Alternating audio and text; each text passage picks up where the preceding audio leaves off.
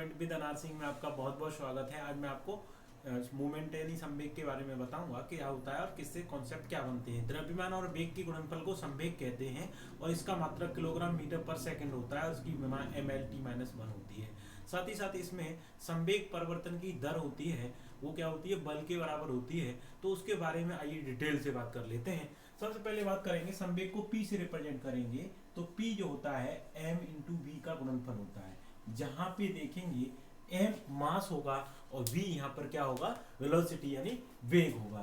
तो आपने ये समझ लिया, यहाँ पे m को आप द्रव्यमान कहते हैं जिसे हम अंग्रेजी में मास कहेंगे, वहीं v को वेलोसिटी यानी वेग के फॉर्म में पढ़ेंगे और p को आप संवेग के नाम से जानते हैं।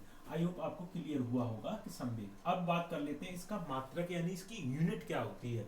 तो यूनिट के लिए हमने ये ध्यान रखना है, जो आपने ये देखना है कि द्रव्यमान की मात्रक जो होता है वो क्या होता है, किलोग्राम होता है और वेग का क्या होता है, मीटर पर सेकंड। तो इसका मात्रक क्या हो जाएगा, किलोग्राम मीटर पर सेकंड, जो SI या आपका MKS मात्रक होता है।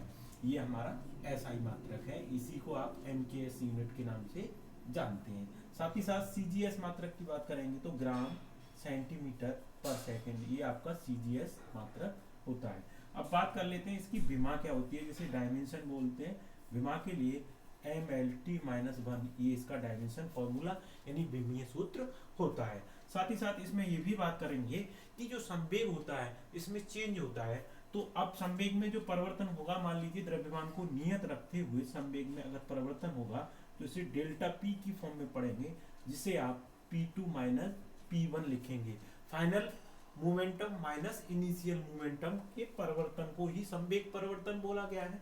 तो ये आपने क्या करना है, इसमें वैल्यू लगा देने हैं। मान लो ये वेलोसिटी इसकी अलग अलग है तो ये हो जाएगा m v1 माइनस v2। इस तरह से आप संवेग परिवर्तन को फाइंड आउट कर सकते हैं। आई होप आपको समझ में आया होगा। अब नेक्स्ट आप समझते हैं कि अगर मान लीजिए संवेग परिवर्तन के, अगर इसमें हम वेलोसिटी में इसमें आपने डेल्टा T से डिवाइड कर दें संवेग परिवर्तन की दर, देखते हैं क्या होती है। अब देखिए इसका वैल्यू लगाएंगे तो बच्चों ये कितना होगा, m delta v over delta t। अब देखिए v ओवर डेल्टा t क्या होता है, एक्सीलरेशन होता है, जिसे हम औसत त्वरण के नाम से जानते हैं। ये हमारा एक्सीलरेशन होगा यानी त्वरण होगा। तो ये हमारा क्या हो जाएगा, औसत बल के नाम से पढ़ेंगे, इसे हम एवरेज फोर्स बोलेंगे।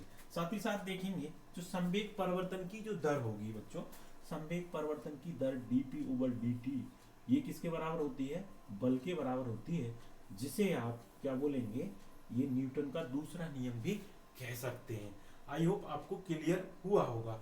अब मान लीजिए ऐसी स्थिति में p को कांस्टेंट कर दें बच्चों, जैसे ही p को कांस्टेंट कर देंगे तो p जैसे कांस्टेंट हो जाएगा तो इसमें देखेंगे कि जैसे ये कांस्टेंट होकर के P1 बराबर कितना हो जाएगा, P2।